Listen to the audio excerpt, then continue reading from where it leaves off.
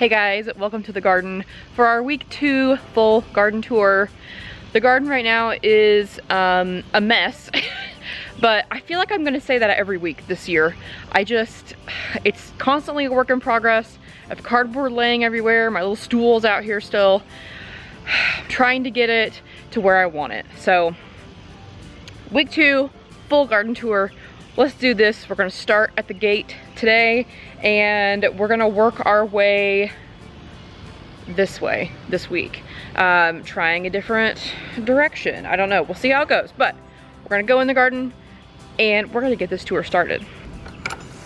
Okay, so you'll note I have been busy. I have all the peppers and stuff mulched. The beans on this cattle panel are also mulched. I did have to replant a lot of these because a baby bunny ate them. But on this cattle panel I have rattlesnake pole beans, Kentucky Wonder pole beans, and then this whole side is the purple potted pole beans. So hopefully this week I have some more of these germinate. We are looking at 3 days of rain this week, so that will be good for germination. I am using this Easy Straw mulch around my plants this year, and I like it so far. You buy it in a bag and it's 2.5 cubic feet. It says it covers 500 square feet. I got it at Rural King and I like it. It's basically weed-free straw with tack. So this is used for, like, if you're planting grass in your lawn, this is the stuff you'd sprinkle over the top so the birds and don't eat your seeds and they don't wash away. So it has tack in it, and tack is basically a material that helps it not blow away in the wind when it gets wet. So once it gets wet, it doesn't solidify into like a solid mass, but it does help it stay where you put it, which is really nice. Especially we do get a lot of like gully washer type rainstorms here, and I have had a problem in the past with my like wood chip mulch just being pounded away from the plants. So I'm hoping that this Easy Straw with tack will maybe solve that problem. I don't know, we'll find out. So we're gonna go this direction. Over here I have 2 Aunt Molly's ground cherry plants, and these look really great. They have their little pods on them. That one does, and this one has one as well, so that's super exciting. I've never grown ground cherries before. I know how they work, but I've never grown them myself, so very excited to try those. The pepper patch, so the other day I was out here pulling up grass and mulching, and I noticed on this Glow plant I have a little baby pepper. So Glow is a new variety for me this year. It is an F1 hybrid. I got the seeds from Johnny's. It is an orange sweet bell, and that is my first pepper that I've noticed of 2022, so that's very exciting. The plants are looking great. I did top all of my peppers, and they're nice and short and stocky and bushy, and that's what I like. The eggplants over here also have started looking pretty good. I am having some flea beetle damage on my leaves, but they are still looking pretty good. They have perked back up since I mulched them, and they're looking great. I think this is a pink tongue, and that is a black beauty, or maybe it's backwards, I don't know. But those are the varieties I have, pink tongue and black beauty. Now over here in these Keter raised beds, I love these things. I do have a lot of Nero Toscana kale still, and some wild violets in here for some reason. I have been picking this as just kind of like baby kale. That's why it's packed in here so tight, because this is the size kale I like to eat in salads. That way I don't have to like break it up. And there's also some grass growing in here. Okay, anyway, all of this is arugula that I am letting go to seed so I can harvest the seeds. I did stick some thyme down in here, and it looks really great. It's really starting to take off. And then in this side I have some like baby chard that is looking pretty good, and some oregano that I stuck down in here as well. And this is spinach, but it hasn't bolted yet, which is weird. So yeah, some more grass in here as well. This is technically baby chard, but I did plant some in the ground and it has gotten bigger. So in the next bed is more lettuce and stuff like that. The lettuces are starting to look a little worse for wear, but I did come through and harvest most of this and they are starting to come back and grow more, so we'll see. I may still be able to harvest some lettuce off of these things. They are under the shade of this tree most of the day, and it does keep it quite a bit cooler over here. So I'm hoping that I'll be able to keep harvesting lettuce for a few more weeks yet. And then I have some blue curled Scotch kale over here, which same thing, I planted it close so I could get smaller leaves for salads and things like that. I fell out of my crock. Okay, so strawberries. These look wonderful. I have been harvesting berries like every single day. They are nearing the end. Ooh, there's some down in here that look really good. I'll have that. So, they're so good. These are nearing the end of their production time for me. These are a June bearing plant. This variety, I couldn't tell you what it is. I've had these plants for like 4 years. They look great, and they are a June bearing variety. Now in the future, I am going to be building like a raised bed that is going to be the permanent home for all of my strawberries, because I have 3 barrel planters also full of strawberry plants from my old patch. And while they're doing great in those barrels, they really don't have the space to multiply and sprawl. So I am going to be building a permanent raised bed for them. And I'd like to also maybe get some other varieties that are like ever-bearing maybe, so I can have berries now at the beginning of June, end of May, and also through the summer and into the fall. So that's kind of my thought. We'll see kind of what the raised bed situation looks like when the time comes, and then from there I'll determine if I'm gonna buy more plants or just stick with the ones I have. Okay, now over here, these are my cucamelons, and they are starting to vine. My string trellis got broken. I have a feeling a bunny had something to do with it. So I'm just gonna kind of help them up over the string here and see if I can't get them to go up instead of attaching to the grass that's right behind them. So that's what we're gonna try and do. I don't know if it's gonna work. That one I don't think is long enough yet. But those are doing really great. They have grown so much in the last like week. It's awesome. Now if we keep going this direction, there is a couple basils down here in the grass. My dill's looking nice. There's a coleus right there. This is so bad, guys. This is so bad. Okay, anyway, I'm going back this way because I'm gonna go over here to this arch, and got some more basils in the ground here. The cucumbers are looking great. I need to thin them. We have the green dragon burpless. How many of these do I have? 2, so I'll pull one. And then muncher, I have 3 of those it looks like.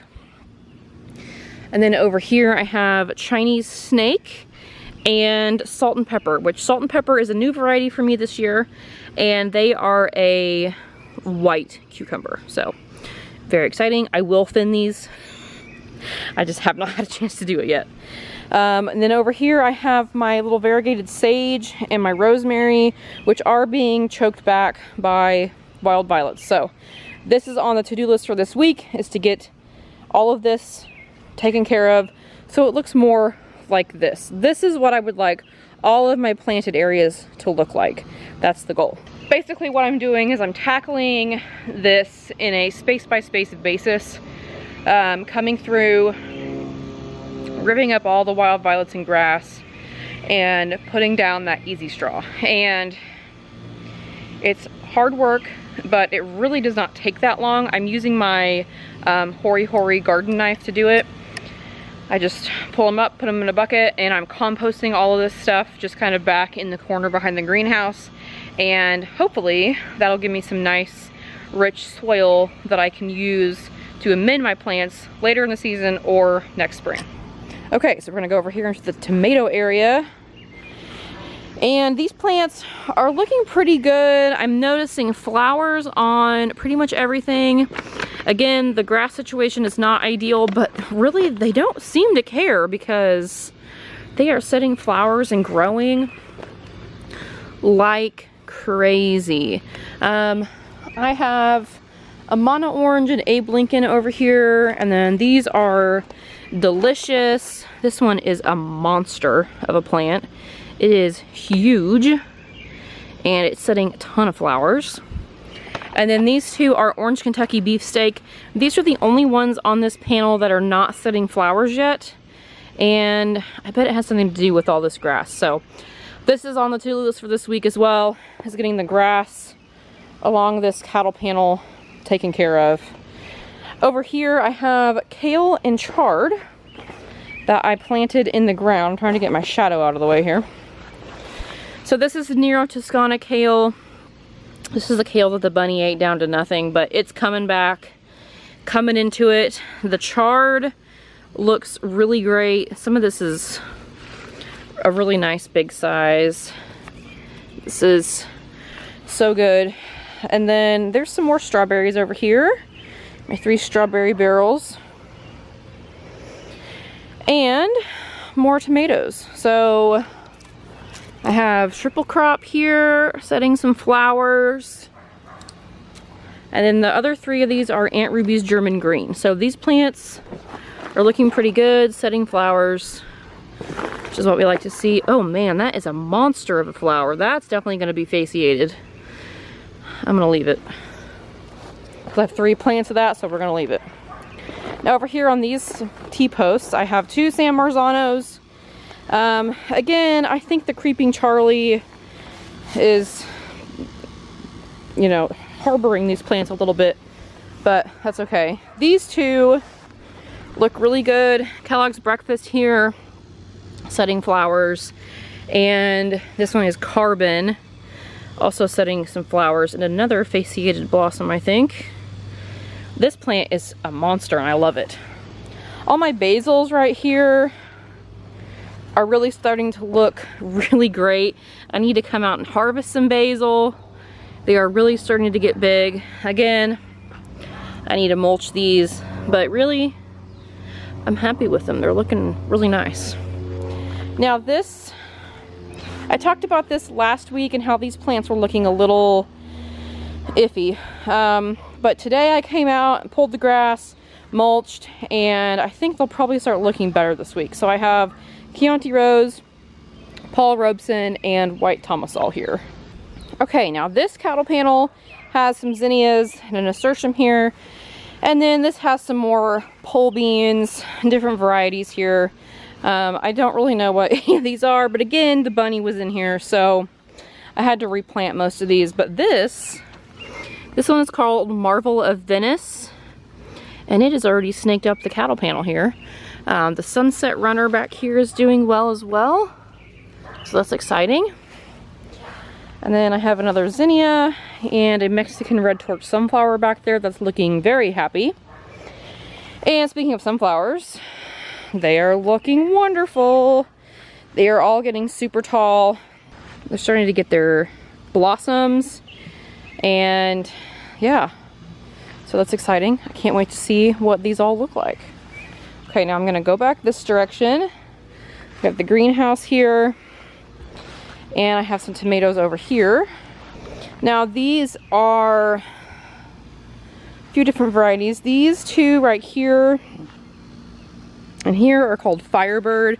These are actually a dwarf tomato, so you'll see they have a ton of leaves, but they're not very tall, and that's because they are a dwarf. These 2 are Aussie. Again, they're a little, I think I just need to come through and clear more of this out, but they are looking pretty good. And then this is another Kellogg's Breakfast. Now over here, my poppies have started blooming this week, which is very exciting. They are absolutely beautiful. And I love, they're all just slightly different. And I love it. I love them. The shallots in here are looking great. And I have some carrots back there, some leeks, some celery, and I planted some asparagus crowns in here earlier this week as well. So can't wait to see those grow. Now, I planted asparagus in this raised bed, but it's probably not going to live here permanently. I mentioned my strawberry bed that I want to build. I want to build one similar to the strawberry bed for asparagus. So these crowns were given to me and I wanted to get them in the ground as soon as possible. So this bed had some space left in it, and so I thought, okay, for now we're gonna put them in here and I can move them later if I need to. Okay, moving on to the onion bed. These things are looking so good.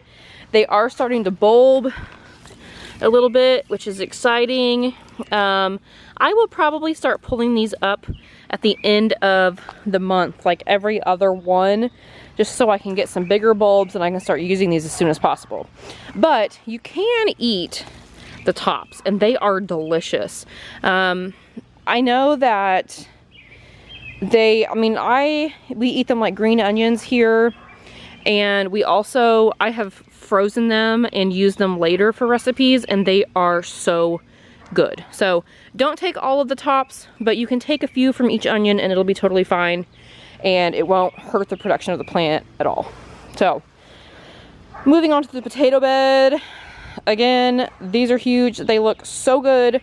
I am so excited about these potatoes.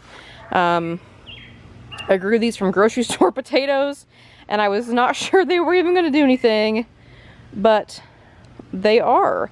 And I do have some peas back here too, and I think I actually see a pea. I do, look, 2 of them. 2 little pea pods. Look at that. Oh, and there's one over here too. I don't even know what variety these are, but they're so small.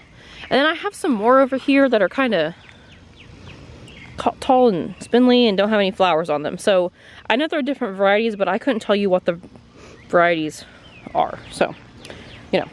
Okay, now this is where I have my sweet potatoes, and this radish is still here that's going to seed. I'm trying to save the seeds off of this, but I don't really know how to do it because it doesn't look like there's seed pods, which is confusing. So anyway, I'll figure that out. But these are my sweet potatoes. They are starting to actually look more like plants. I have a bunch of little maple trees in here I need to come out and pull. But yeah, they're starting to grow and they're going to be vining sooner than I think. And now we have the cherry tomatoes. Actually, wait, let's go over here to this monstrosity of an area. This is watermelons. I need to thin these. Down here we have cantaloupes, which again, they need thinned, but they look great. And then I have some honey nut squash. And then up here I have delicata squash. So I'm gonna have some vining plants in here pretty soon.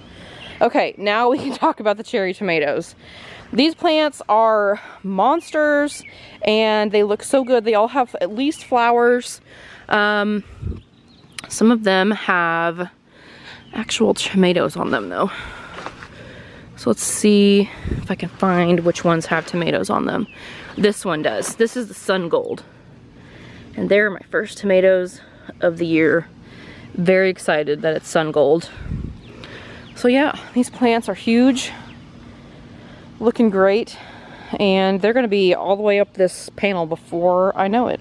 So there it is. There's the week 2 garden of 2022. The gnats out here are ridiculous, but yes, the garden is coming along. Hopefully next week I'll have more straw put down and less grass choking out plants. So thank you so much for watching, and I will see you and the gnats in the next one.